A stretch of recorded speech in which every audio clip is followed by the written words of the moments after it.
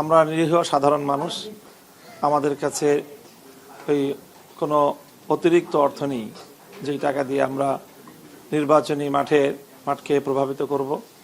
কাজে এই বিষয়ে আমি আশা করি যে প্রশাসনের পক্ষ থেকে গভীর একটা নজরদারি থাকবে, যেন কালো টাকার মাধ্যমে এবং সন্ত্রাসের মাধ্যমে এই নির্বাচন যেন প্রভাবিত না হয়। আলহামদুলিল্লাহ, আজকে ৩রা জানুয়ারি 2026 বাংলাদেশ নির্বাচন কমিশনের পক্ষ থেকে আমাদের 186 নং সংসদ আসন ঢাকা 13 সংসদীয় আসনের যারা প্রার্থী মনোনয়নপত্র দাখিল করেছিলেন তাদের মনোনয়নপত্র বাছাই শেষে নির্বাচন কমিশনের পক্ষ থেকে ঘোষণা দেওয়া হয়েছে এবং আলহামদুলিল্লাহ সেখানে আমার মনোনয়নপত্রকে বৈধ হিসেবে গণ্য করা হয়েছে।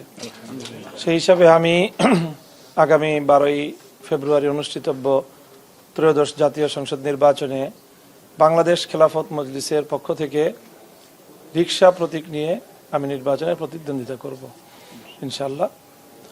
তো আমি আশা করছি যে নির্বাচনটা উৎসবমুখর পরিবেশে সকলের সম্মিলিত অংশগ্রহণ, একটি ফ্রি এবং ফেয়ার ইলেকশন হবে এবং সেই ইলেকশনে প্রশাসন সম্পূর্ণ নিরপেক্ষ থেকে লেভেল প্লেয়িং ফিল্ড, যেটার দাবি আমরা দীর্ঘদিন ধরে করে আসছিলাম, সেই লেভেল প্লেয়িং ফিল্ড নিশ্চিত করবে এবং এখানে কোনো পেশি শক্তি অথবা কালো টাকার ছড়াছড়ি থাকবে না।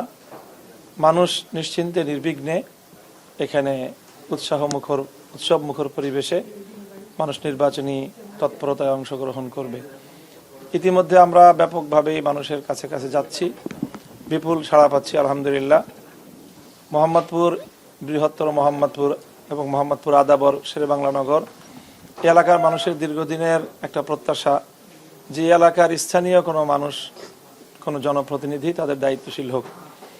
এটি এলাকার মানুষের একটি দুর্ভাগ্য যে সবসময় বাইরে থেকে এসে মোহাম্মদপুর অঞ্চলের মানুষ জনপ্রতিনিধিত্ব করে।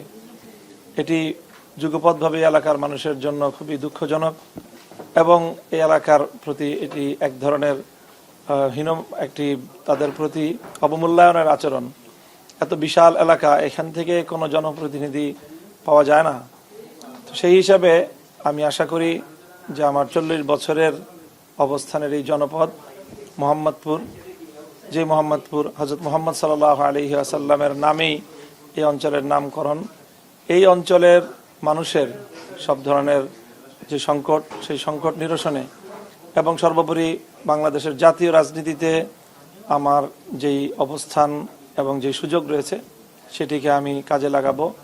জাতীয় রাজনীতিতে দেশ, ইসলাম, মানবতার পক্ষে এবং সেই সাথে মোহাম্মদপুর অঞ্চলের উন্নয়নের জন্য এলাকার মানুষের সার্বিক সমস্যা সমাধানের ক্ষেত্রে আমি আমার সর্বোচ্চ যে এফোর্ট সেটা আমি দেব, এই প্রত্যয় এবং এই অঙ্গীকার আমার রয়েছে। এখনো পর্যন্ত শান্তিপ্রিয় মনে হচ্ছে, তবে আমরা এই আসনে বিশেষ করে কালো টাকার ব্যাপক ছড়াছড়ির আশঙ্কা করছি। আমরা নিরীহ সাধারণ মানুষ, আমাদের কাছে ওই কোনো অতিরিক্ত অর্থ নেই যেই টাকা দিয়ে আমরা নির্বাচনী মাঠকে প্রভাবিত করব।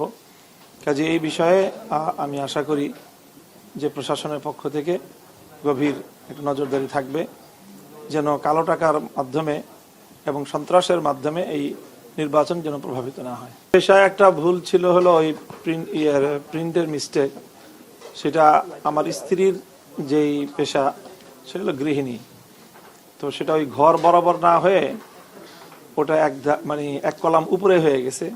আমার যেখানে পেশা, পূর্বতন পেশা শিক্ষকতা হবে, সেটা তার উপরের ঘরে একসাথে কম্বাইন্ড হয়ে গেছে। এইভাবে একটা ওই মেকআপের যে এই কম্পিউটারের যে টাইপিং মেকআপের একটা সমস্যার কারণে ওই শব্দটার একটু গরমিল হয়ে গেছিল। তো সেটা আমরা সাপ্লিমেন্টারি দিয়েছি নির্বাচন